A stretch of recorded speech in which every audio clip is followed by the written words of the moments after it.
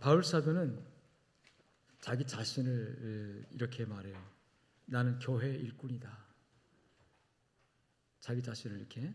그래서 내가 교회의 일꾼 된 것은 하나님께서 나에게 직분을 주셨기 때문이다. 이렇게 표현합니다. 그래서 직분을 따라 일하겠다고 말씀을 해요. 그런데 그 직분을 따라 일꾼으로 일하는 그 목적이 뭐냐? 한번 따라합니다. 하나님의 말씀을 이루기 위하여. 여러분 어떻습니까? 여러분 일꾼입니까? 일꾼이라고 생각하고 일꾼이라고 말하면 자기가 일꾼의 정체성을 갖게 되는 거죠. 근데 전혀 의식이 없으면은 일을 맡겨도 그 사람이 일꾼이 아니에요. 일을 해도 일꾼이 아니에요. 근데 바울은 이렇게 말해요. 내가 교회 일꾼 된 것은 일꾼이 됐다. 다시 말하면 일꾼이다 이렇게 말하죠. 그리고 일꾼인 나에게 일꾼이 뭡니까? 일하는 사람이에요. 어떤 기술적인 재능을 가지고 전문적인 어떤 기능을 가지고 일을 하는 사람을 일꾼이라고 말하죠. 꾼이라는 말은 전문가라는 의미도 있어요. 뭐 노름꾼 하면 노름의 전문가를 말했듯이 일을 하는 사람. 하나님께서 일하는 사람으로 우리를 교회에 직분을 맡겨서 일꾼이 되게 하셨다. 바울 사도가 자신을 이렇게 표현하고 있는 거죠. 그러면서 이 직분을 주신 것은 나 일꾼 되게 하신 것은 하나님의 말씀을 이루려 함이니라. 자기 욕심을 채우기 위해서도 아니고 사익을 따라서 어떤 이익을 추구하기 위해서 일꾼이 된 것도 아니고 오직 하나님의 말씀을 이루기 위해서다. 그래서 일꾼은 누가 일꾼이냐? 한번 따라해 봅시다. 하나님의 말씀을 이루기 위하여 일하는 사람. 그럼 하나님의 말씀을 이룬다는 얘기는 하나님께서 지금 어떤 말씀을 주셨다는 뜻이잖아요. 하나님이 선포하신 말씀, 하나님께서 주신 그 말씀을 내가 이루기 위해서, 성취하기 위해서. 여러분 우리 주기도문에 주의 뜻이 하나님 뜻이 하늘에서 이루어진 것처럼 땅에서도 이루어지이다. 이 말은 뭐냐면 그냥 저절로 이루어진 게 아니라 하나님 제가 하나님의 뜻이 하늘에서 이루어진 것처럼 이 땅에서는 내가 그 하나님의 뜻을 이루는 일꾼이 되겠습니다. 주기도문을 외울 때 그런 고백이 들어가는 거예요. 내가 하나님 나라에 또 교회의 일꾼으로 직분을 받아서 하나님의 뜻을 이루고 하나님의 말씀을 이루기 위해서 내가 일꾼으로 충성하겠습니다. 이런 고백이 들어가죠. 그래서 일꾼이란 하나님의 말씀을 이루는 사람이다. 하나님의 말씀을 성취하는 사람이다. 하나님의 말씀이 열매 맺도록 그 과정에서 쓰임받는 사람이 일꾼이다. 예수님이 이 땅에 오셔서 하신 일이 바로 하나님의 말씀을 이루는 일이었었어요. 예수님께서 이 땅에 오신 목적은 하나님의 뜻을 이루기 위해서고 예수님이 이 땅에 오시지 않으면 하나님 뜻이 안 이루어져요. 그리고 하나님이 하시고자 하는 일이 안 이루어져요. 예수님은 그래서 이 땅에 오신 목적 자체가 하나님의 뜻을 이루려 함이고 또 이 땅에 오셔서 하신 모든 일들이 하나님께서 선지자를 통해서 이미 하신 말씀을 이루기 위해서 예수님은 그 일들을 하셨습니다. 마태복음에 보면 예수님께서 이 땅에 태어나시는 순간부터 마지막 십자가에 못 박히는 순간까지 중요한 사건, 중요한 어떤 사건이 있을 때마다 꼭 성경은 뭐라고 하냐면 이는 선지자들로 말씀하신 그 말씀을 이루려 하심이니라. 예수님께서 결정적인 어떤 사건을 딱 대할 때 예수님 어떤 제스처, 행동을 하시거든요. 예수님에게 행동을 평가할 때 이건 예수님 이런 행동을 한 거는 선지자들로 말씀하신 하나님의 말씀을 이루려 하심이라. 아멘. 그렇게 보면 예수님도 일꾼이신 거예요. 하나님의 뜻을 이루기 위하여 이 땅에 오셨고 또 하나님의 뜻을 이루기 위해서 말씀하신 바를 성취하기 위해서 예수님은 그 말씀이 성취되는 쪽으로 행동하셨다는 거죠. 마태복음에 보면 9번이나 반복적으로 이는 선지자들로 하신 말씀을 이루려 하심이라. 처음에 나오는 구절이 1장 22절 말씀이에요.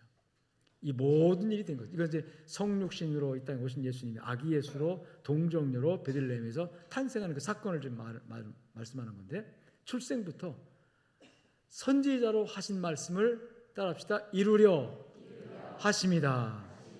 아멘. 또 2장 15절과 2장 23절, 4장 14절, 8장 17절, 12장 21절, 13장 35절, 21장 4절, 그리고 26장 56절까지. 26장 우리 56절 한번 볼까요? 26장 56절. 겟세마네 동산에서 예수님을 잡으러 사람들이 와요. 제자들이 방을 하죠. 그 중에 베드로가 나서가지고 그 잡으러 오는 제사장의 종들과 로마 군인들을 제압하려고 씨름하다가 제사장의 종인 말고라는 사람의 귀를 베일 정도로 치열한 몸싸움을 합니다. 그때 예수님께서 말려요. 가만두라, 그러지 마라 하시고, 그러면서 주님 하신 말씀이, 내가 12군단 더 되는 천군 천사를 불러 이들을 다 진멸할 수 없을 줄 아냐 이거죠. 근데 만일에 그렇게 한다면 이런 일이 있으리라 한 하나님의 말씀이 어떻게 이루어지겠느냐. 그러면서 순순히 주님이 잡혀갑니다. 대항하지 않고 잡혀가요. 왜? 이게 잡혀가서 십자가에 못 박혀 죽으셔야만이 하나님의 말씀이 이루어지는 것이고 하나님의 뜻이 이루어지는 것이어서 예수님이 그렇게 잡혀가세요. 제자들은 이해를 못했죠. 그런데 그 장면을 설명하시면서 이는 선지자들로 하신 말씀을 이루려 하심이라. 여러분, 하나님의 일은 내 뜻을 주장하고 내 뜻을 만들어가고 내 생각을 성취하는 것이 아닙니다. 전적으로 하나님의 뜻, 하나님의 말씀이 나를 통해서 이루어져야만이 그게 하나님의 일이 되는 거예요. 아멘. 그런데 교회 안에 여러 가지 유형의 일꾼들이 있어요. 하나님의 일을 하는 과정에서 우리가 흔히 교회의 일을 하나님 일이라고 하잖아요. 또 교회에서 준 직분을 모두가 다 하나님 일을 하라고 준 직분이니까 집사요, 장로요, 권사요, 저는 목사니까 목사요. 이 모든 직분들은 하나님의 일로 부름받은 사람들에게 준 직분이에요. 그래서 하나님 일을 해야 합니다. 근데 하나님 일을 하는 과정에서 여러 가지 몇 가지 유형이 있어요. 첫째는 일이 좋아서 일을 사랑하고 그 일을 통해서 보람을 느끼고 그 일을 통해서 긍지를 느끼고 그 일을 하면서 행복을 느끼는 사람, 아주 바람직한 사람이죠. 이 일을 사랑하는 사람이 이 사람. 그런 일꾼, 이런 일꾼을 세상 사람들도 충성하는 일꾼이다 이렇게 불러요. 회사에서 만일에 자기 일이 좋아서 열심히 하는 사람, 누가 뭐라고 해도 나는 내 일이 좋아 하면서 그 일을 사랑하고 최선을 다하고 그런 사람은 헌신합니다. 이런 사람은 어느 회사에서도 보면 참 인정받죠. 보람을 중요하게 생각해요, 이런 사람. 그런데 허점이 뭐냐면 자기가 일하고 나서 보람이 없거나 긍지가 없으면 일 안 합니다. 이게 결국은 뭐냐면 자기 만족을 위해서 일해요. 자기 만족을 위해서. 자기가 만족합니다. 그리고 일을 해놓고 나서 와, 내가 이 정도 했구나. 만족합니다. 설령 보수가 없어도 그 일한 것 때문에 행복해해요. 무슨 일꾼? 일이 좋아서 일하는 일꾼. 일을 사랑하는 일꾼이죠. 두 번째로 돈만 생각하는 일꾼이 있어요. 성경은 이런 일꾼을 뭐라고 그러죠? 싹꾼이라고 말해요. 싹꾼의 특징은 절대로 자기가 받은 것보다 더 많이 하지 않습니다. 꼭 받은 만큼만이든지 또는 조금 덜해요. 일을 시켜보면 일당을 주잖아요. 5시에 퇴근 시간이면 4시 반부터 준비합니다. 그때부터 일 안 해요. 일 안 하고 다 연장 도구 챙기고 했다가 땡! 다시 되면 그냥 집으로 가버려요. 교회 지으면서 그런 거 많이 봤어요. 5시간 일을 해야 되잖아요. 근로시간이니까, 계약시간이니까. 그리고 5시간 일한 다음에 이렇게 연장 챙겨 준비해야 되잖아요. 근데 사전에 이미 30분 정도를 일을 안 해요. 그런 사람의 특징이 이제 일당바라고 하는 사람들이죠. 물론 일하면 일당은 당연히 있는 거지만 일당 자체가 목적이 되는 그런 사람을 성경은 삭군이라고 표현합니다. 세 번째로 말로만 하는 일꾼이 있습니다. 저희 말로만 하는 일꾼을 말꾼이라고 이렇게 붙여봤어요. 말꾼, 말로 일하는 사람. 그런데 이 말꾼도 상당히 필요할 때가 있어요. 왜냐하면 말로 사람들을 막 격려하고 위로하고 이럴 때가 있거든요. 힘없는 사람에게 힘내자고 이렇게 하는 사람, 그 말로 일하는 사람, 말꾼이라고 할 수 있는데 나쁜 어감일지 모르지만 말꾼도 아주 유용하게 하나님 쓰일 때가 있습니다. 자기는 못해도 말을 잘해서 사람들을 막 격려하고 독려시켜가지고 막 이렇게 마음을 모으는 사람들, 이런 사람들이 있어요. 필요합니다, 그런 사람들이. 근데 문제는 말만 하고 행동이 전혀 없으면은 이건 생명이 길지 않아요.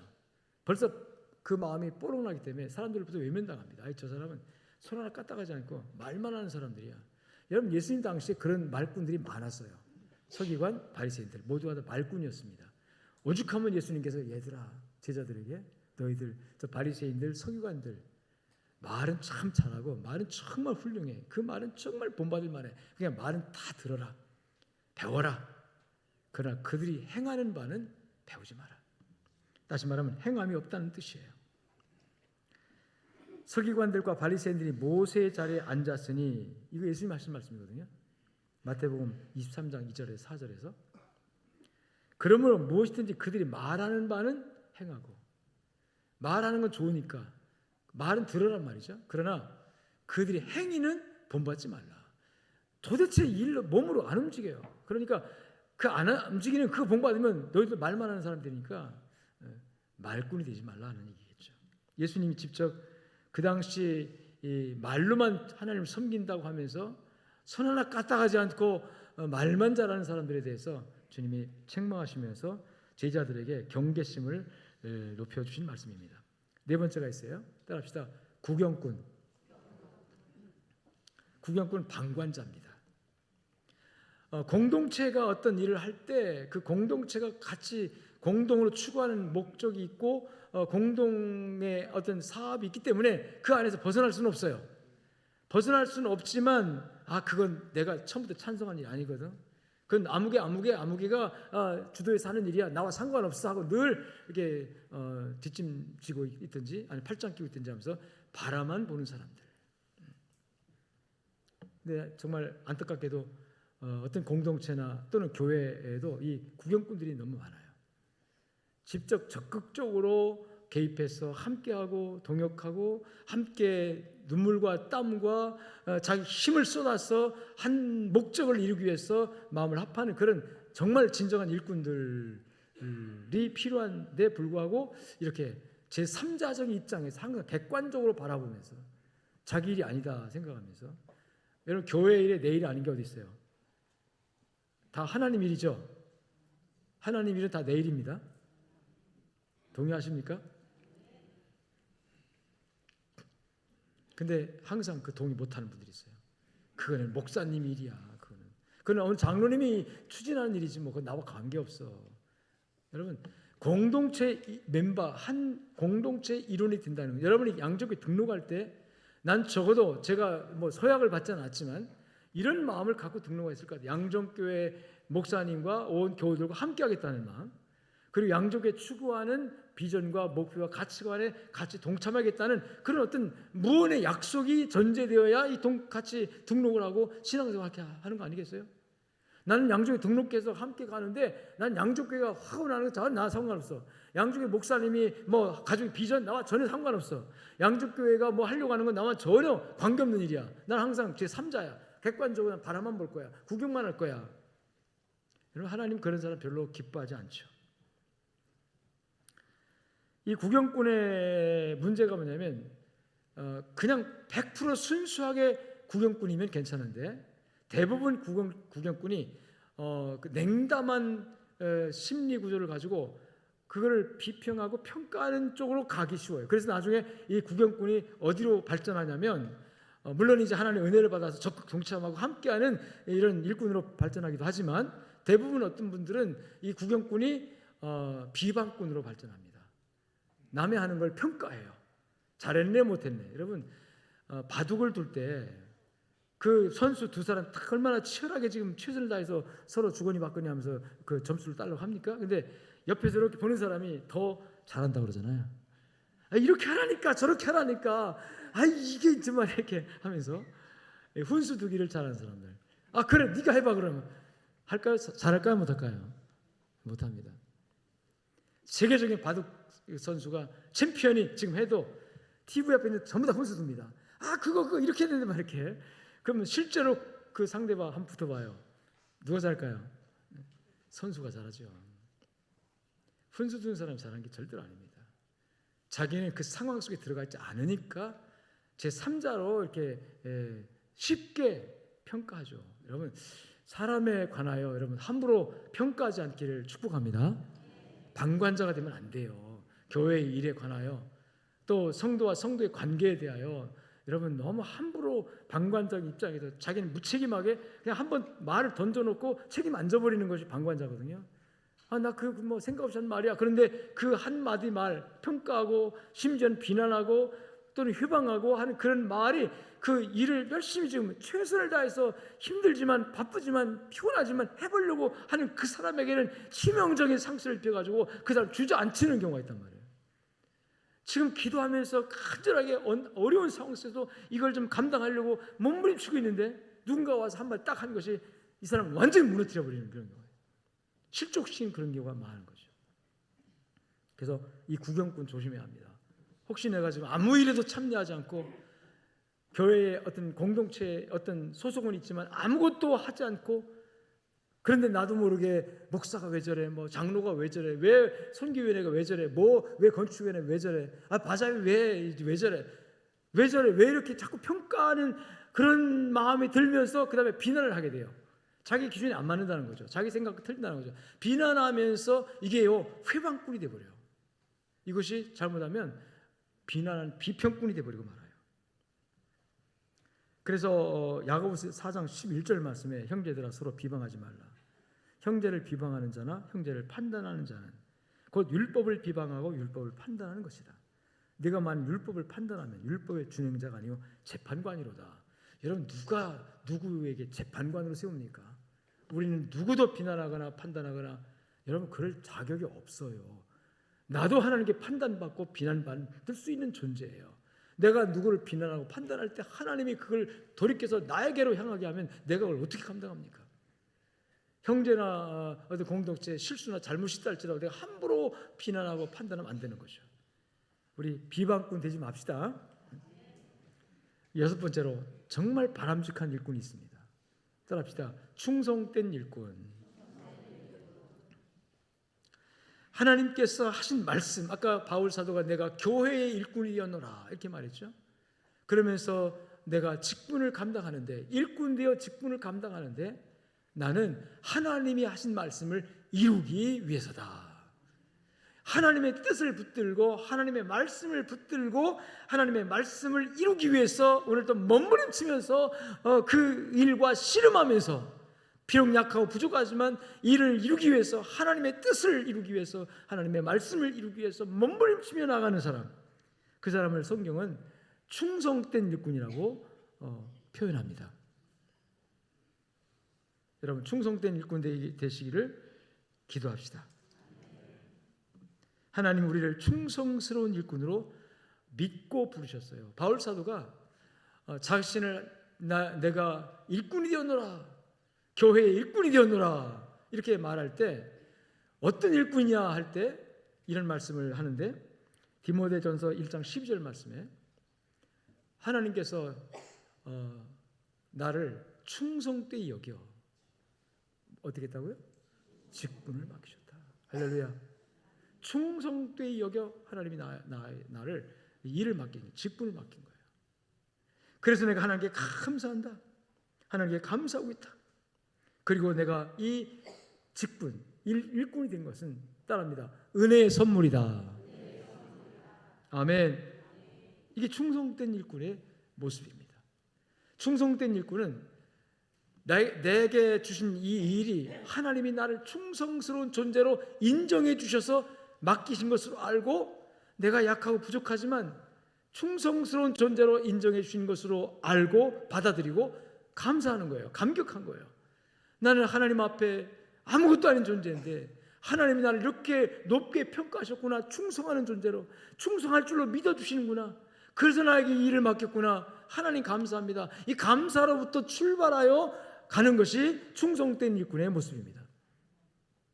감사가 출발점이 되는 거예요. 은혜가 출발점이 되는 거죠.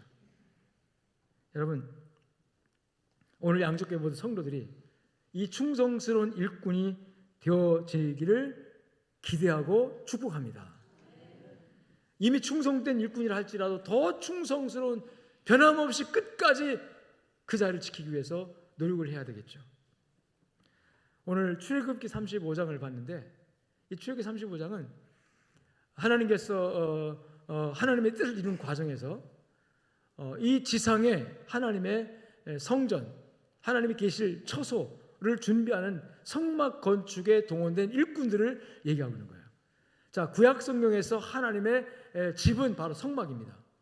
성전과 성막이에요. 오늘날 신약 시대에는 이 구약의 사람의 손으로 지은 건물이었던 성막이나 성전이 하나님의 집이었었다면, 지금은 이런 건물이 하나님의 집이 아니라 지금은 성령께서 임하여서 내주 거하시는 성도 여러분들의 마음이, 여러분들의 몸이 하나님의 집입니다. 왜? 성령이 거하시니까. 마치 모세를 통하여 성막을 건축한 다음에 그 성막 안에 하나님의 영광이 항상 임재하셨어요. 그것은 하나님이 여기 거하신다. 그래서 시편에 보면 하나님의 보좌라는 말, 또 발등상이라는 말들이 많이 나오는데 그게 바로 성막을 말하는 거예요. 그리고 성전을 말하는 겁니다. 실제로 하나님께서 영적으로 인간의 육체적으로 볼 수 없는 하나님이, 그 하나님의 영광이, 하나님의 임재의 증거를 이스라엘 백성들이 늘 볼 수 있도록, 느낄 수 있도록, 알 수 있도록 하기 위해서 성막 건축을 명령하셨고, 또 성전 건축을 명령하셨고, 그리고 성전 안에 늘 하나님의 영광이 가득하게 임재하면서 이스라엘 백성들은 하나님을 섬겼습니다. 그리고 그 성전이, 성막이, 구약시대 성막이, 성전이 이제 예수 그리스도께서 이 땅에 오셔서 십자가에 못 박아 죽으심으로 건물 성전 되었던 그 성전이 이제 영적으로 바뀌었는데, 성령님이 이제는 이 건물 안에 임재하는 것이 아니라 여러분 안에 오셨어요. 여러분 안에 성령님이 임재하고 있습니다. 성령이 임재하는 그 증거가 뭐냐? 하나님을 아버지로, 예수님 구주로 양심 속에 속임없이 거짓없이 고백할 수 있고, 또 어떤 역경이나 환난이나 핍박이 와도 내가 믿음을 포기하지 않고 믿음을 지킬 수 있는 에너지와 능력이 하나님께로부터 공급되기 때문에 우리가 신앙 고백이 있다는 것 자체가 성령님이 여러분 안에 거주하고 있다는 증거입니다. 그래서 성령 받으면 구원받았고, 구원받으면 하나님의 자녀가 됐고, 하나님의 자녀와 함께 예수님은 성령님을 통해서 지금도 여러분 안에 임재하고 계십니다. 그래서 성령이 임재한 여러분들을 지금은 따라합시다. 성전이다. 내가 무엇이다? 왜 성전 됐습니까? 성령님이 내 안에 계시니까, 하나님이 내 안에 계시니까. 할렐루야. 하나님이 내 안에 계신 증거가 일단 입으로 고백돼야 돼. 마음으로 믿어 구원받았고 의에 이르고, 입으로 시인, 고백되는 거예요. 고백돼요. 환난과 핍박 앞에서도 굴하지 않고, 여러분, 나는 예수 믿는 사람이다, 나는 예수 믿는다, 난 하나님의 백성이다, 난 천국 백성이다라고 고백되어지는 거예요. 그게 신앙 고백이거든요. 신앙 고백 굉장히 중요합니다. 신앙 고백. 주는 그리스도시요 살아계신 하나님의 아들입니다. 예수님께서 물으셨어요. 나를 어떻게 보느냐?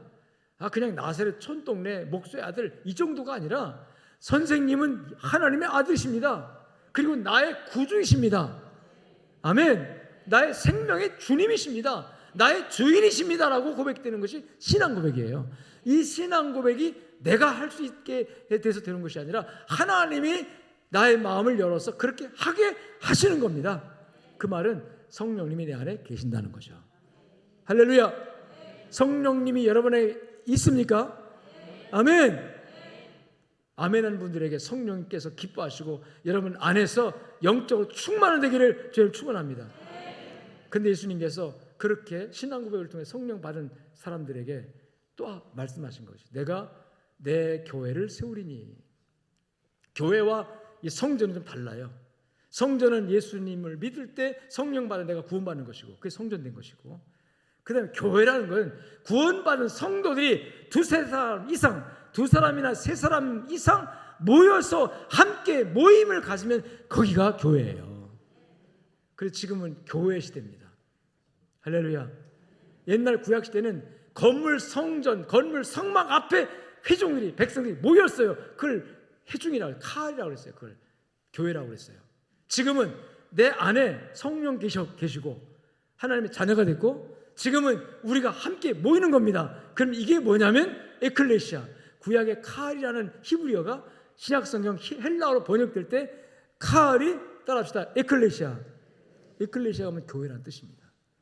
구약에서는 칼이라고 불렀고 교회를, 신약에서는 에클레시아라고 불렀어요. 히브리어와 헬라어 차이죠. 뜻은 똑같이 회중 내지는 교회, 모임이라는 뜻입니다. 여러분, 이 모임이 바로 교회입니다. 교회가 모이는 장소, 이 교회 건물이죠. 그래서 예배당이라고 하는 거예요. 교회당이라고 하는 거죠. 교회당이에요, 이거는. 그리고 우리는 교회입니다. 아멘. 이 교회를 통해서 지금도 하나님은 하늘의 뜻이 이 땅에서 이루어지길 바라는 거예요. 그래서 우리는 지금 하나님의 뜻을 이루어야 하는, 따라합니다, 일꾼이다.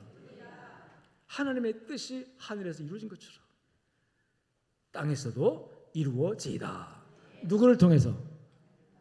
누구를 통해서? 나를 통해서. 우리는 그래서 예수 믿고 구원받은 사람들은 하나님의 뜻이 무엇이고 하나님이 나에게 무슨 말씀을 주셨고 그 말씀을 내가 어떻게 이루어야 할지에 관해서 늘 고민하고 여러분 생각하고 연구하고 그 다음에 결단하고 실천해야 되는 거예요. 예수님께서 이 땅에 오셔서 하나님의 뜻을 받아가지고 오셔가지고 실제로 하나님의 말씀을 이미 선지자들을 통해서 이미 하신 말씀을 이루기 위해서 예수님의 발걸음을 항상 말씀을 이루어가는 쪽에 초점을 맞췄고 말씀을 이루어가는 방향으로 항상 생각하고 그렇게 이 행동을 했어요. 뚜벅뚜벅 십자가를 향하여. 왜? 말씀을 이루기 위해서. 내가 곁길로 가면 하나님의 말씀이 안 이루어지니까 말씀을 이루기 위해서는 이렇게 가야 된다고 항상 방향타를 그렇게 잡고 가셨던 거죠. 하나님의 말씀을 이루는 삶이 여러분 진정한 그리스도의 삶이고 진정한 일꾼의 모습인 줄로 믿으시기를 축원합니다.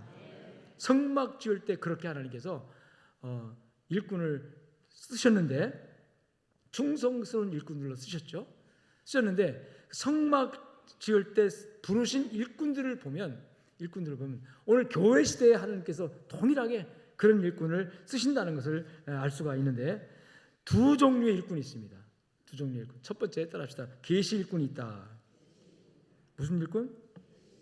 계시 일꾼은 뭐냐면 하나님께로부터 계시를 받아가지고 하나님께로부터 말씀을 받아가지고 선포하는 역할을 하는 사람. 계시 일꾼이 누구냐면 구약 시대는 모세였습니다. 모세가 하나님께로부터 계시를 받아요. 성막 지으라 율법의 말씀 받아가지고 백성들이 선포합니다. 그 백성들은 하나님의 말씀이 이 모세를 통해 전달되니까 모세는 계시를 전달하는 사람이고 그리고 계시를 설명하는 사람이고 계시를 선포하는 사람이에요. 그러면 하나님은 모세를 무슨 일꾼 쓰신 것이다? 계시 일꾼. 따라합시다. 말씀 일꾼. 하나님의 말씀을 전달하는, 하나님의 말씀 선포하는 말씀 일꾼으로 하나님이 이 모세를 쓰셨고, 두 번째는 물질 일꾼이 있습니다. 물질 일꾼이 뭐냐면 하나님의 일을 해나가는 과정에서 하나님께서 이들을 물질적으로 쓰시는 사람들이에요. 성막을 건축할 때 엄청난 재정이 필요했죠. 근데 이스라엘 백성들은 애굽에서 4대를 종으로 살았어요. 근데 월급도 못 받고 살았어요. 알거지들입니다, 사실은. 근데 애굽에서 나올 때 여러분 엄청난 부자로 나왔습니다. 엄청난 재정을 가지고 나왔어요. 아무도 안 믿네요. 노예로 400년 동안 살았지만 애굽에서 나올 때요 엄청난 보물을 가지고 나왔어요. 아멘. 그걸 어떻게 알 수 있냐면 하나님께서 광야에 왔을 때 시내산에서 계시 일꾼 모세를 통해서 이제 성막 지으라라고 말해요. 성막을 맨손으로 짓습니까? 거기에 들어간 금이 필요하고 은이 필요하고 구리도 막 녹여가지고 구리도 필요하고 그다음에 금색, 은색, 자색, 청색실로 막 이 그물을 이게 옷감을 짜고 뭐 천막을 짜고 하는 그 얼마나 많은 재료가 많이 들어갔겠어요? 이 벗개 같은 거는 막 황금으로 이렇게 막 쌓아가지고 만드니까 얼마나 많은 돈이 들어가겠어요? 그 재정을 이 이스라엘 백성이 다 헌금합니다. 다 헌금해요. 그 의문이 들잖아요. 아니 400년 동안 월급도 한 번 못 받고 종으로 노예로 살았던 이들이 무슨 돈이 그렇게 있었길래, 무슨 돈을 이렇게 모아놨길래 이렇게 많은 금은 보석을 갖다가 청색, 자색, 홍색 실 같은 그 귀한 값싼 옷감을 갖다가 짜가지고 할 수 있는 여력이 있었나? 얼만큼 이들이 많은 재정적 헌신을 했냐면 출애굽기 36장 5절 말씀 보니까 이스라엘 백성들에게 하나님께서 모세야 백성 선포하라, 성막 지으라고, 그리고 성막 지을 필요한 물건들을 가져오라고 다 선포해라, 광고해라. 다시 말하면 건축원금 광고를 한 거예요. 그랬더니 백성들이 감동받아가지고 그냥 막 가지고 오는데, 여러분 출애굽기 36장 5절 말씀을 같이 읽어봅시다. 시작. 모세에게 말하여 백성이 너무 많이 가져온 여호와께서 명령하신 일에 쓰기에 남음이 있나이다.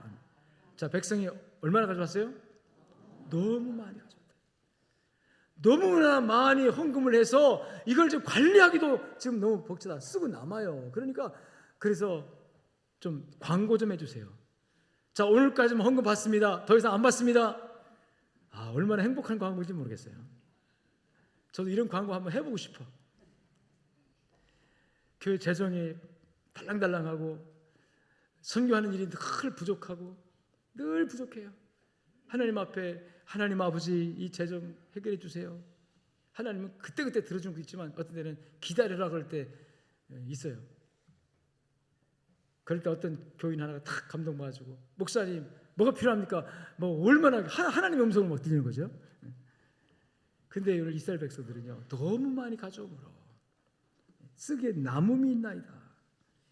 이 많은 물질을, 그 백성 드려야 할 물질을 도대체 어디서 이 물질이 생겼을까요? 하나님은 애굽에서 나올 때 여러분 그 많은 물질을 가지고 나오게 하신 줄로 믿습니다. 애굽 사람들의 장자 재앙, 마지막 재앙이 있었죠. 장자가 막 죽어나니까 짐승의 끝에까지 마다들이 다 죽어나가니까 깜짝 놀라서 바로가 모세를 불러가지고 빨리 나가라, 빨리 나가라. 더 지체했다가 우리 다 죽는다, 빨리 나가라 그러죠. 그러면서 이렇게 말해요. 너희 말대로 너희 양도 소도 몰아가고 빨리 나가라.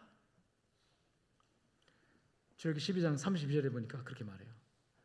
너희가 말해, 이제 우리가 가서 하나님께 예배해야 되니까 보내줘라 그랬잖아요. 모세가 처음에는 안 된다 그랬어요. 10가지 재앙이 임했을 때 비로소 빨리 나가라 이렇게 재촉합니다.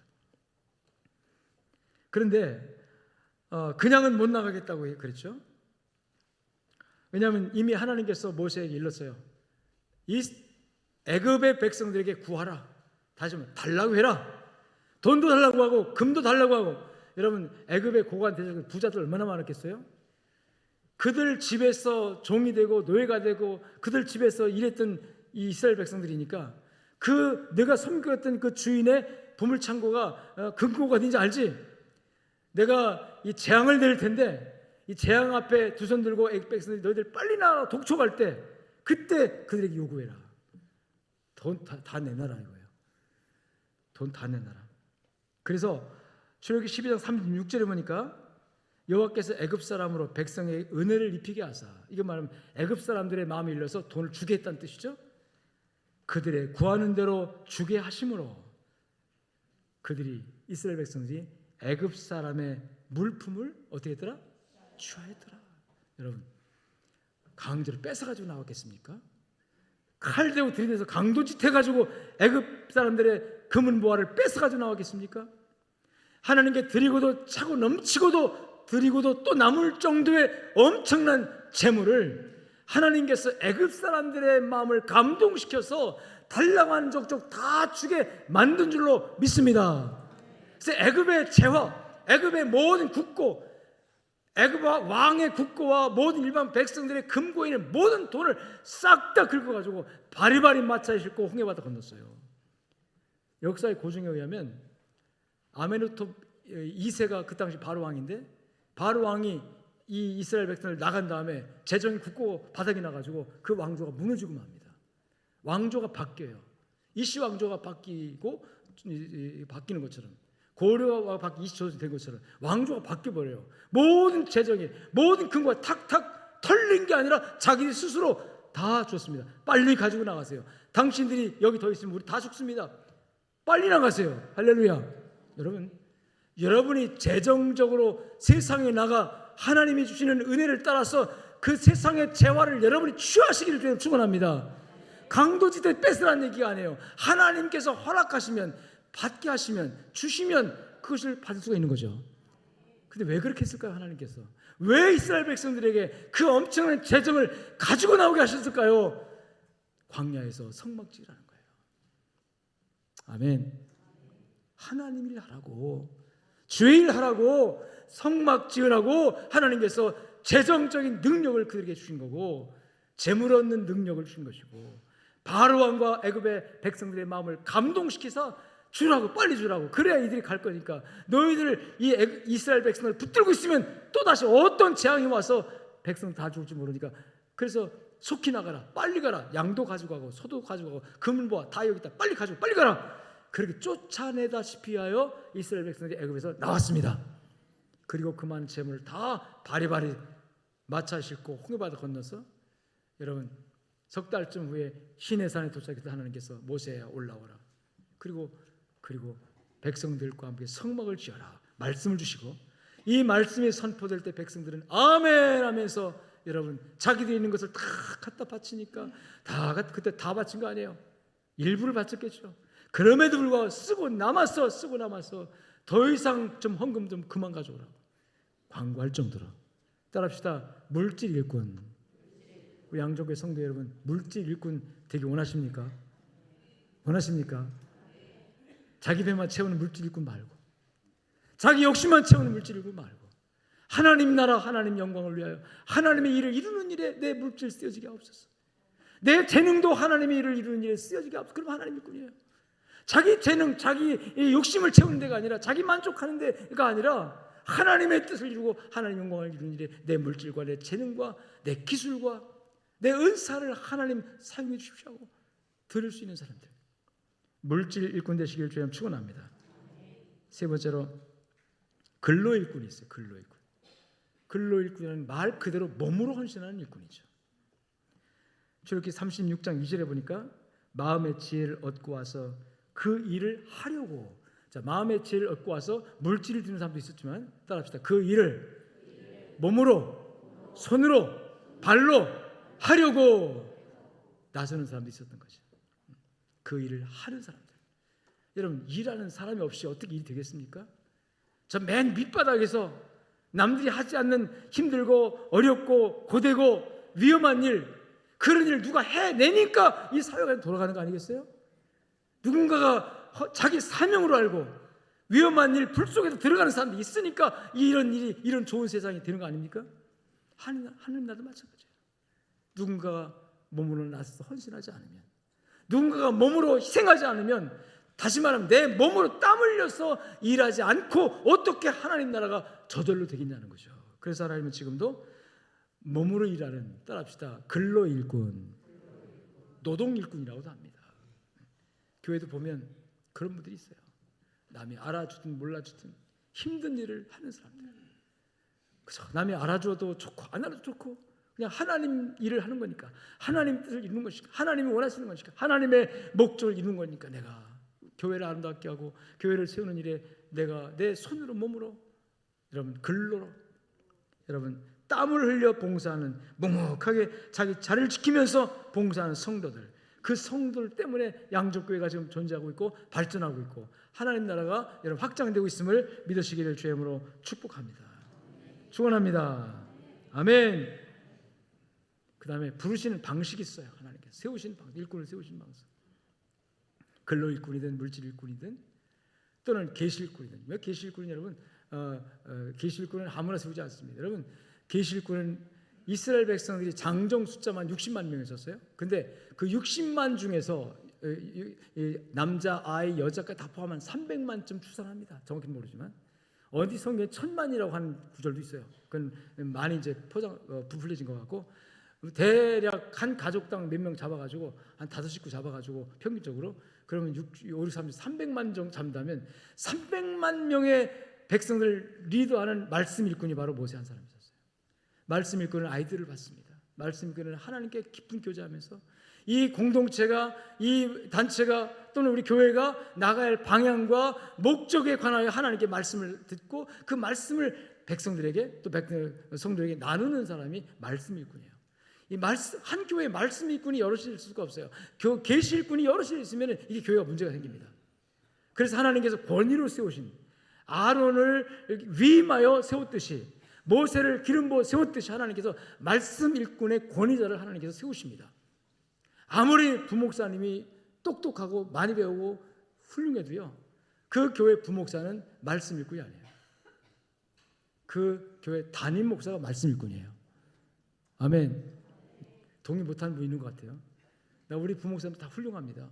저보다 더 많이 배우고 더 젊고 힘있고 설교도 저보다 잘해요. 빈말이 아니고 저는 늘 앞에 앉아서 우리 부모님 설교할 때마다 아멘 아멘 합니다. 뒤에 소리 들리는지 모르겠지만 내가 은혜 받으니까 아멘 하는 거죠. 참 설교 잘한다. 그건 또 어떤 분이 꼭 설교 쪽에 설교 한번 비판하는 게 아니에요. 설교를 어떻게 비평을 합니까? 하나님이 지금 통해서 전달하는 건데, 하나님의 이름으로 선포하는 건데, 여러분 그러면 안 돼요. 그런데 말씀 일꾼의 이 지위가, 권위가 여러분 담임 목사로 세워준 위임받은 목사에게 있다는 거 믿으시길 저는 축원합니다. 그래서 모든 질서가 거기서 이루어지는 거예요. 주일학교 교사, 주일학교 담임 교육자, 그분이 말씀 일꾼이 아니라, 그래서 교회 담임 목사님이 하나님께 받은 비전, 하나님께 받은 목표, 우리 교회 나갈 방향, 이거 모두가 다 다음 부목사님들이 또 교육자들이 같이 받아서 같은 방향으로 이렇게 으쌰으쌰 힘을 합하는 거지. 나는 우리 목사님 생각하고 틀려, 우리 목사님의 비전과 틀려, 우리 주일학교는 이렇게 해야 돼, 우리 청년부 이렇게 해야 돼, 우리 구역은 이렇게 해야 돼, 이거요. 그럼 큰일 납니다. 절대로 하나님 그거 용납하지 않아요. 혼자 잘난 맛에 하는 거죠. 그거는 혼자 도취돼서 하는 거죠. 하나님이 인정한, 그러면 하나님의 일이 안 이루어져요. 교회가 문제가 생깁니다. 교회가 자꾸 마음이 하나가 안 돼요. 그러면 하나님의 뜻이 안 이루어져요. 그래서 말씀 일꾼이든 여러분 물질로 쓰임받는 일꾼이든 몸으로 동원되어 헌신하는 근로 일꾼이든 하나님 부르신 방법이 딱 두 가지 있어요. 따라합시다. 지명하여. 출애굽기 35장 30절. 모세가 이스라엘 자손에게 이르시되 볼지어다 여호와께서 유다 지파 후레자 손자여 우리 아들 따라합니다. 부살레를 지명하여 부르시고, 구약 시대에 하나님의 교회에 있던 성막을 건축하는 이 일에도 하나님께서 지명하여 불렀다는, 지명했다는 말은 이게 이름을 딱 찍었다는 얘기거든요. 아무개 씨, 아무개 집사님, 성도님 이렇게 좀 했어요. 이렇게 지명하는 거거든요. 근데 지명 받는 입장은 임명 받는 겁니다. 사실 임명. 저는 우리 교회 장로님도 내가 지명해서 세웠으면 딱 좋겠어요. 아주 한 20년 3년 겪어보니까 이 장로 자격이 있다. 정말 가진 건 없어도 정말 실력은 세상 실력은 좀 모자라도 정말 기도 많이 하고 헌신하고 정말 충성스러운 사람이다. 하나님 아버지 기도해보고 감동이 오시면, 하나님 주시면 내가 하나님 아버지 아무개를 장로로 세우겠습니다. 지명했으면 좋겠어요. 개인적인 생각이에요. 근데 우리 교회법은 그렇지 않습니다. 교회법은 투표를 하잖아요. 투표가 폐해가 뭐냐면 다수가 나오면 되는 건데 다수를 찍어주지도 않지만 다수가 된다 할지라도 이게 정말 하나님 뜻이야 답보 못해요. 우리 교회 이 선거제도 많이 고치려고 합니다. 왜냐하면 이게 문제가 심각하다는 걸 몇 번째 하면서 내가 알았어요. 추천할 때부터 인간 생각이 너무 많이 들어가는 거예요. 너무 많이 들어요. 정말 기도해보고 진실한 사람, 하나님의 일꾼이 될 만한 사람을 내 양심껏 기도해보고 고민하고 성도 이렇게 추천도 하고 또 투표도 해야 되는데 누구 찍으면 좋아? 누구 해? 어쩌고 그게 전부 다 편협하고 한 편만 바라보고, 어떤 경우는 왜 이 사람을 추천했지 도대체? 이 사람이 왜 도대체 장로예요? 뭐 장로 자기 된다고 이 사람 추천했는가? 나 누구 특정 아닙니다. 일반적으로 하는 얘기예요. 그런 정도로 너무나도 문제가 있는 거죠. 그래서 참 문제는 많지만 그래도 법이 그러니까 시행은 합니다만은, 그러나 가장 효율적으로 할 수 있는 것이 뭐냐? 성경은 그렇게 나와요. 성경은 따라합시다. 지명하여 부르시고 하나님이 아주 부살렐 너 하고 딱 지명해 버렸어요. 너 이 성막 건축의 총책임 맡아라 이렇게 지명해요. 그리고 모세를 통해 임명해 버린 겁니다. 부살렐은 사실 이 임명 받기 전에 아무런 데도 언급이 없는 사람이에요. 무명한 사람이었어요. 유명하지 않아요. 그런데 하나님 딱 부르시고 지명해서 임명을 하신 거죠. 자, 임명 받고 나니까 이 부살렐이 아이고 나 못해요, 힘들어요, 뭐 그런 거 전혀 없습니다. 성경 보니까 핑계 대거나 못한다고 빼거나 사양하거나 거부하거나 절대로 그러지 않았어요. 그냥 아멘 하고. 근데 아멘 한 다음에 하나님께서 어떤 일 하시냐면 따라합시다. 하게 하시고 하겠다는 건 뭡니까? 부살렐이 이렇게 했을 거예요. 하나님, 제가요 인지도도 그렇고 사람이 다 잘 몰라요. 그리고 내가 무슨 지도자가 돼가지고 무슨 일을 합니까? 왜? 실력도 없어요, 기술도 없어요. 아니 성막 건축 난 전혀 건축에 일해본 적도 없어요, 경험도 없어요, 아무것도 못합니다. 근데 못해요로 끝난 게 아니라, 근데 하나님 제가 뭔데 나를 인정하셔서 이런 중책을 맡겨주십니까? 힘없지만 부족하지만 연약하지만 해볼게요. 따라합시다. 도와주세요. 성경에 그런 디테일한 얘기는 없지만요, 제가 그렇게 생각을 해요. 왜? 그거 감당을 했으니까. 하나님 도와주십시오. 그리고 부족할 때 느낄 때마다 기도했을 겁니다. 하나님 도와주세요. 하나님 내게 주신 이 사명을 감당 도와주세요. 늘 하나님께 부족하니까 더 기도했을 것이고, 실력이 없으니까 더 매달렸을 것이고, 경험이 없으니까 더 하나님 앞에 여쭤봤을 것이고. 하나님 그런 사람 사랑해요. 실력 좀 있다고, 경험 좀 있다고, 자기가 뭐 잘하는 것처럼 말이 나고 비평이 나고 그런 사람 좋아하는 게 아니라, 하나님 나 아무것도 몰라요, 경험도 없어요, 실력도 없어요, 형편도 안 돼요, 돈도 없어요, 시간도 없어요, 너무 바빠요, 그리고 피곤하기까지 해요, 지쳤어요. 근데도 하나님 맡겨주시니까 하나님 해볼게요. 해보는데 도와주셔야 합니다 하고 하나님께 도움을 요청하는 거예요. 그냥 하나님도 얼마나 기쁘겠어요. 그래 알아, 너 약하고 부족하고 실력 없고 무능하고, 그 다음에 너 지금 형편이 어려운 것도 내가 다 알거든. 그런데 내가 한번 써볼게, 도와줄게, 걱정하지 마, 함께 할게. 그래서 나온 얘기가 전부 다 계속 반복적으로 따라합시다. 하게 하시고 하겠다는 말이 뭡니까? 할 수 있도록 도와주셨다는 뜻이에요. 지혜도 주시고 명철도 주시고 리더십도 주시고 권위도 주시고 하게 하셨다. 나는 우리 양주교회 성도들이 임명받을 때 하게 하신 하나님을 믿으시길 주여 축원합니다.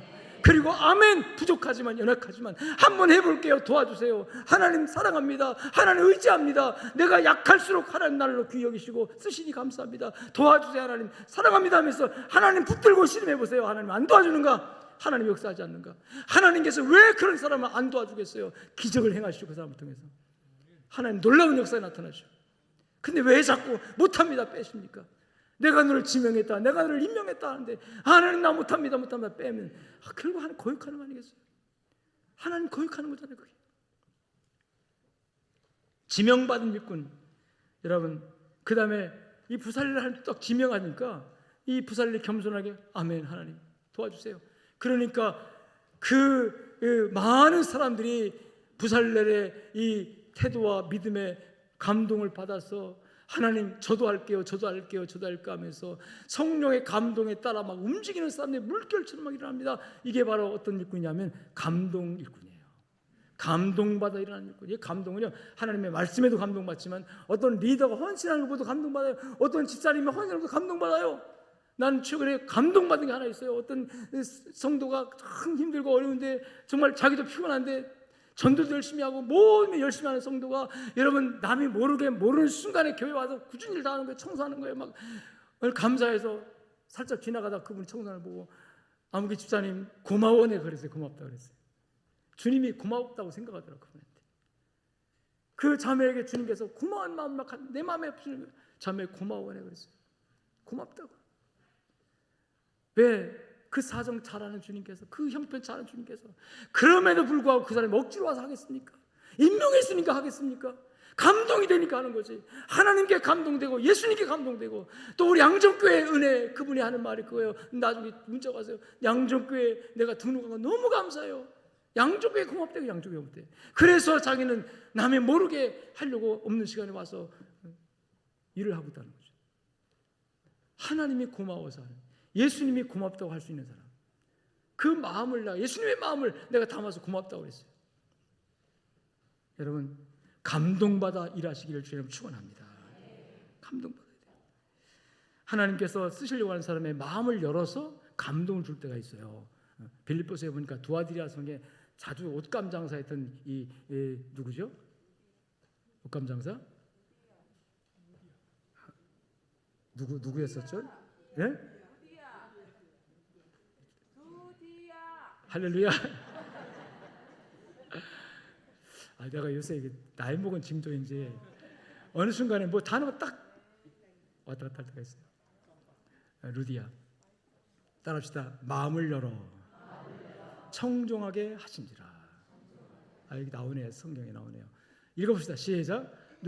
두아디라 성의 자색 옷감 장사로 하나님을 섬기는 루디아라는 여자가 말을 듣고 있을 때 주께서 그 마음을 열어 바울의 말을 따르게 하시니라. 아멘.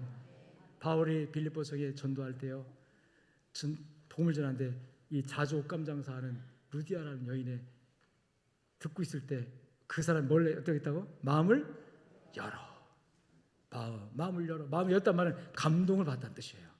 마음이 열렸어요. 감동을 받았어요. 그래서 그 즉시로 누구를 따랐다? 바울을 따랐다. 바울 전도자를 따라서 그 일에 헌신했다는 뜻입니다. 여러분, 감동받으면 자원하는 마음이 생겨요.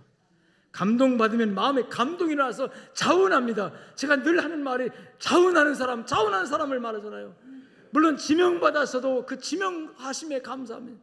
바울 사도가 자기를 일꾼으로 지명해 준 걸 너무 감사해서 하나님께서 나를 충성되이 여겨 자기를 일꾼 삼으신 거, 충성되이 여겨 직분을 맡기심이라고 말했잖아요. 그러니까 자기를 하나님이 충성된 사람으로 인정해 주셔가지고 자기를 불렀다는 거죠. 그래서 그 감동을 받는 바울이. 그래서 바울 사도는 충성스럽게 주님을 위해서 끝까지 십자가를 지고 주의 길을 따라가는 일꾼이 된 줄로 믿습니다. 우리 교회도 감동받아서 일하는 일꾼들이 많아져야 돼요. 아멘. 지명받아서 일하는 일꾼이 솔선해서 열심히 일하면, 우리 투표로 선출된 분들, 또 임명된 분들 다 지명 일꾼들이에요. 사실 담임 목사를 통해서 임명됐잖아요. 하나님 지명한 거예요. 그분들이 앞장서서 이렇게 열심히 일하고 또 충성할 때 많은 수송들 봅니다. 보고, 와, 저 아무개 집사님 연로하신데도 불구하고 저렇게 애를 쓰면서 주님을 섬기려고 하는구나. 뭐 감동이 되거든요. 이 감동받는 것도 그냥 내가 감동받는 게 아니라, 따라합시다. 주께서 마음을 열어. 하나님이 마음을 열지 않으면 감동이 없어요. 감동이 안 와요. 감동이 안 오는 마음은 딱딱한 마음이고 완악한 마음이고, 예수님이 그 마음을 길가에 딱딱한 밭으로 비유합니다. 길가에 딱딱한 밭에 씨가 떨어졌는데 밭이 딱딱해서 흙에 묻히지 않으니까 결국 새들이 와서 쪼아먹어버렸다 그랬어요. 여러분, 말씀이 떨어졌는데 이게 마음이 열리지 않으니까 결국 그걸 누가 와서 쪼아먹었다? 새들. 여기 새는 사탄을 말합니다. 마귀를 말해요. 여러분, 말씀을 들으면 은혜 받고 감동받아서, 마음이 열려가지고 감동받아서 말씀을 이루는 일꾼이 되어야 되는데, 말씀을 많이 들어도 마음이 딱딱해서 완고해서 고집이 세서 안 열려요. 안 열리니까 성령이 은혜를 안 주니까 안 열리는 거예요. 안 열리니까 말씀을 듣는데 안 열리니까 이 말씀이 그냥 내 마음에 뱅뱅 돌아. 그럼 이거를 누가 이용하냐면 사탄이 이용합니다. 지식으로만 남아있는 거예요. 마음은 안 떨어져요. 여기만 귀로 들려서 여기는 이해가 되고 지식으로 남았는데 가슴에 안 심어졌어요. 마음밭에 안 심어졌어요. 이게 딱딱한 마음이에요. 그러니까 머리로만 교회를 알고, 머리로만 예수를 알고, 머리로만 지식적으로만 기독교를 아니까 무슨 문제가 터지면 머리로 판단하는 거예요. 비판하고. 교회가 왜 그래? 교회 사정 모르면서. 어느 아무개 집사 장로 문제가 있다고 봅시다. 그 사람의 내막 사정, 왜 그런 일이 있는지, 그 사람의 형편과 사정 전혀 일도 모르면서 함부로 평가하고, 함부로 비난하고, 함부로 욕하고, 함부로 재판하고, 재단하고, 자기가 재판장이 자기가 하나님 때 뿌려 그냥. 그래가지고 하나님은 감동받아서 자원해서 주님의 몸된 교를 섬기라고 일꾼을 부르셨는데 회방꾼이 되어지는, 사람들 상처 입히고 해방꾼이 되어지는 본의 아니게 그런 일들이 생겨지기도 하더라는 거예요. 여러분, 봉사도 감동받아서 해야 합니다. 헌신도 감동받아서 해야 돼요. 감동에서 움직이면 내가 행복해져요. 감동에서 움직이면 즐겁게 일해요. 감동받아 움직이면요, 에너지가 막 생겨요. 피곤해도 에너지가 생겨요. 우리 바자회 끝나고 나서 하는 말이면, 아이고 피곤했지만 힘들었지만 행복해요. 그 소리가 감동받아 했다는 뜻이거든요. 은혜로 했다는 뜻이거든요. 양족교회 성도는 여러분의 삶이 모든 일에 감동받아 은혜받아 여러분의 마음이 즐겁게 일꾼이 되어지기를 주님 축원합니다. 가정일도 아내가 남편이 감동받으면 힘들다 말하겠어요? 아이들도 부모에게 감동받으면 부모가 무슨 여러분 불평이 있겠습니까? 아이들을 또 하는 게 감동 주면 부모가 얼마나 아이들 사랑하겠어요? 학교에서 선생님에게 감동받는 아이들이 공부를 못하겠습니까? 여러분, 우리 사회가 감동이 너무 없는 사회예요. 예수님은 우리를 충분히 감동시킬 만큼 희생하셨어요. 충분히 감동 또 감동을 주고도 남을 만큼 예수님은 우리를 위해서 헌신하셨습니다. 예수님의 십자가를 통해서 감동을 못 받으면 그 마음 도대체 바위돌보다 더 강합니까? 뭘로 깨트려야 돼요 도대체 뭘로? 작은 것 하나에도 이웃의 친절, 가족 간의 사랑, 작은 것 하나에도 남편의 또는 아내의 작은 마음 하나에도 감동을 잘 받는 사람이 은혜로운 사람이고 복 있는 사람이에요. 감동을 그저 이까가지고 감동받냐? 아니요. 아주 작은 것에도 감동 잘 받는 사람. 왜 나를 감동 안 주냐고 탓하지 말고, 왜 나를 감동 안 시키냐고 탓하지 말고, 내 마음이 굳어지고 내 마음이 딱딱해지고 감동을 받지 못하는 내 마음을 여러분이 살펴보면서 성령의 은혜가 충만하게 역사하사 여러분의 마음이 부드러운 옥토로 감동 잘 받는 옥토로 바뀌어지기를 주여 축원합니다. 축원합니다. 그래서 하나님 나라의 충성스러운 일꾼으로 우리 주님 마지막 때 우리 앞에 오실 때 우리가 주님 앞에 섰을 때 살아있도다 착하고 충성된 영혼. 주님이 나에게 감동받아, 여러분이 감동받아 주님이 웃으시면서 즐거워하시면서 착하고 충성된 종이라고 예수님이 감동받아서 그렇게 칭찬하실 수 있는 양정교회 성도 되시기를 주의 이름으로 축원합니다.